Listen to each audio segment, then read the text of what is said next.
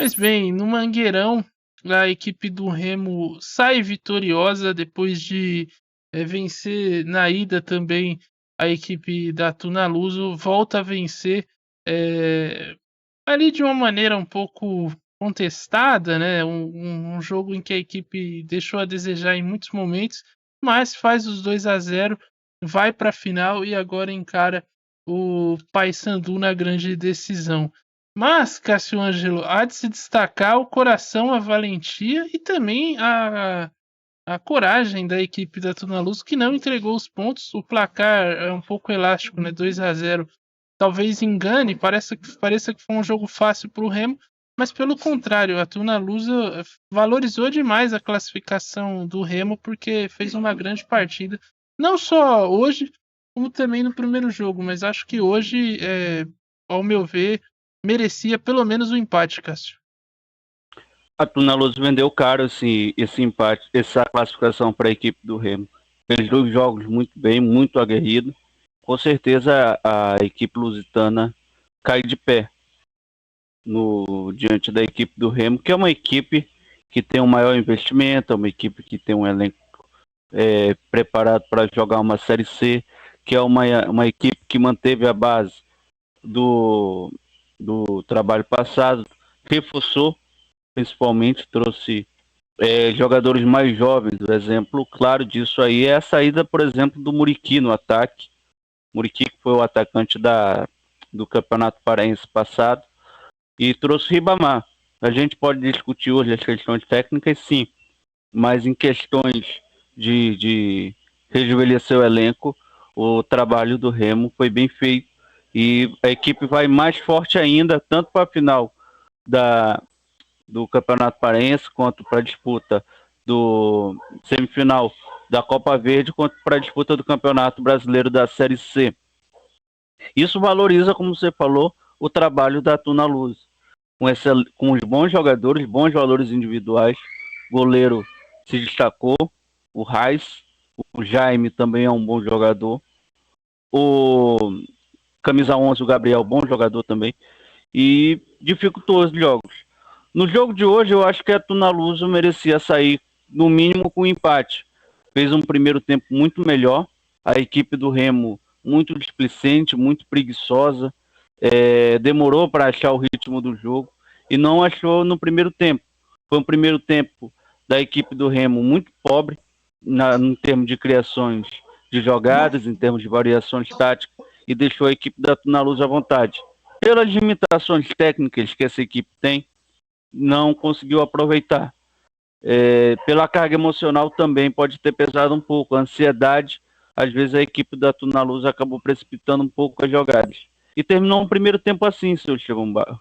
Pobre taticamente, pobre tecnicamente, mas se a gente for apontar alguém que foi melhor nesse primeiro tempo, foi a equipe da Tunaluso, seu Adiel Reis.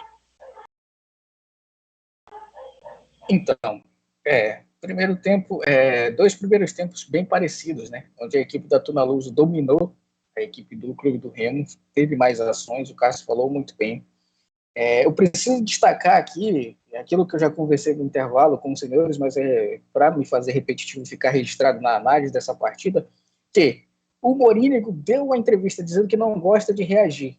Então, no primeiro jogo, ele fez todas as alterações para a equipe reagir, mesmo não gostando, foi o que ele precisou fazer. Colocou essa equipe para começar o jogo na segunda partida e a equipe se comportou como o primeiro tempo do primeiro jogo, apático.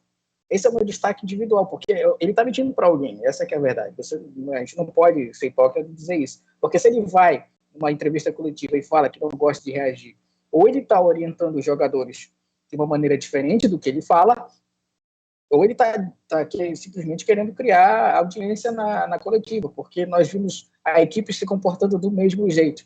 Parece que o gol vai sair a qualquer momento. Parece que a qualquer momento as coisas vão funcionar e eles só estão esperando jogar contra o Paysandu. Não deve ser assim, viu?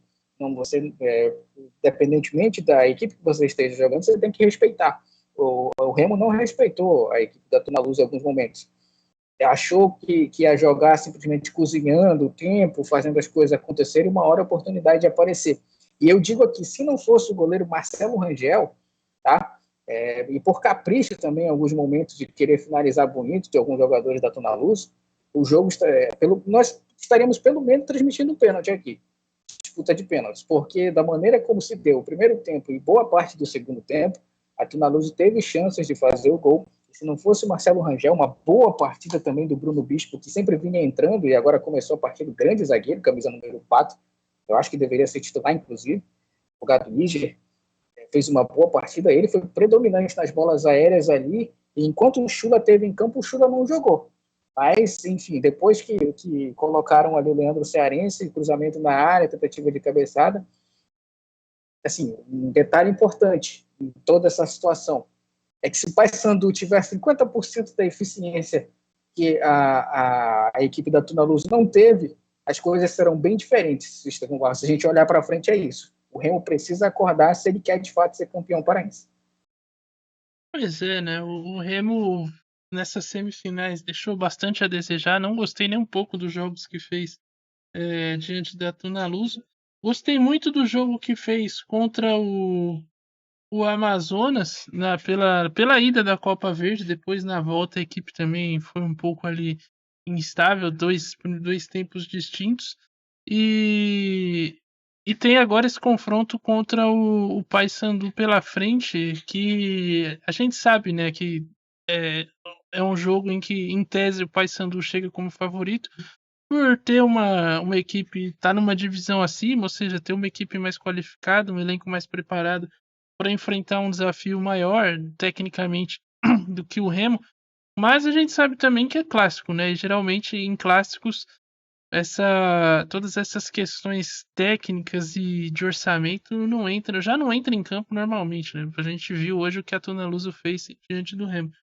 Mas num clássico fica ainda maior essa questão emocional, o histórico todo. Vocês acham que hoje o Paysandu é favorito ou zera tudo para o clássico e começa outra partida? E já estamos tomando aqui uma do chat, hein? Esse comentarista é Paysandu, olha aí, hein? Qual deles? Qual deles? Então, tem 3. Especifica aí, irmão, por favor. Mas você acha, Cássio, que o Paysandu é favorito ou zera tudo, é outro campeão? É um campeonato à parte, como você gosta de dizer em clássicos? Como dizem os jovens, né, Gil? Clássico é clássico e vice-versa. Eu acho que as forças vão se equiparar muito também pelo fato que o Mourinho vai com força total. Não acredito que ele vá mesclar o time como ele mesclou nesses últimos jogos. Muito pela questão que a gente falou, você jogar o Campeonato Paraense e a Copa Verde, logo num começo de temporada, nesse calendário que a gente já comentou, ele fez algumas modificações. Assim, a gente viu, por exemplo, hoje o Silas foi mais adiantado, com o Kelvin e o Marco Antônio titulares, o Ronald vindo do banco, o Chaporã vindo do banco, o próprio volante Henrique. Então essas falhas de criação devem ser resolvidas com o Chaporã e o Ribamar centralizados, o Ronald e o Silas criando, são jogadores que têm mais essa característica de criar jogo. O Kelvin é um velocista, é um jogador, para mim, ao meu modo de ver, a minha opinião, para ser bem enfático, não para ser redundante, mas para ser enfático, é um jogador de segundo tempo. O Kelvin é um jogador para puxar contra-ataque. O Kelvin é um jogador que quebra linhas, é um jogador que puxa a marcação do adversário. Não é um jogador para começar os 90 minutos. É a característica do jogador. É um jogador para você botar ele no segundo tempo, para jogar bolas na área, é um jogador para cavar faltas ali perto da área, mas não é um jogador titular hoje na equipe do Paysandu. Não tem técnica para isso. E muito passou essa dificuldade hoje no primeiro tempo, é a amostra mais recente que nós temos, do que foi a equipe do Remo, pobre de criação, justamente quando os principais jogadores estavam no banco. Total, eu acho que vai se equilibrar muito pela tradição e pela história, porque hoje o Remo e o Paysandu estão separados por poucos títulos, cerca de 2 títulos só. Então essas questões vão entrar também em campo. Essas questões vão entrar em campo pelo Remo ter ficado na Série C e o Paysandu ter conseguido o acesso. Então tem outros ingredientes emocionais, motivacionais, que vão ajudar as duas equipes a se equilibrar dentro do jogo. A única certeza que nós podemos ter é que vamos ter dois grandes jogos na final do Paraense. Remo e Paysandu vão fazer um baita clássico, como sempre fizeram. O comentário foi muito genérico, cara. Esse comentário foi muito genérico. Nossa, foi tão bom quanto pintar com Lucas Cola esse comentário. Estevão, ele foi aqui, ó. Pá. Tá, só no clinch, só no clinch. Mas precisamos dizer, o Estevão falou muito bem. O elenco do Paysandu é muito mais qualificado e o Remo vai se equiparar muito mais na tradição. É um clássico, divide a cidade de Belém. Ok, tá certo. É 11 contra 11 e tudo pode acontecer nesses dois jogos. Mas é que a gente está comentando o jogo do Remo. Então, nós temos como referência 2 primeiros tempos péssimos da equipe do Remo. Tá? O Paysandu também não fez uma grande partida contra o Manaus, tanto que perdeu o jogo.